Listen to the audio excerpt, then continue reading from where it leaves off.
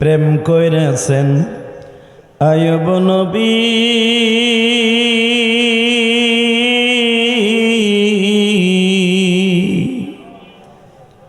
তার প্রেমের রহিমা বিবি গো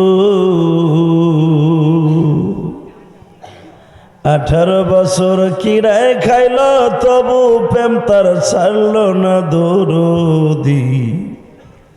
প্রেমের মরা জলে ডুবে না। কথাটা যদিও সে অন্য নজরে নিছে, কারণ এই গজলের আবিষ্কারক হলো একজন হিন্দু ভদ্রলোক। এটারে গাইছে আমাদের আব্দুল আলিম। হিন্দুর কথা মুসলমান গাইছে। প্রেমের মরা জলে ডুবে না, আসলে প্রেমের মরা পাইনতে ডুবে না। যদি বললে তাহলে মুসলমানে কইছে মনে যেত, ঠিক না বে ঠিক?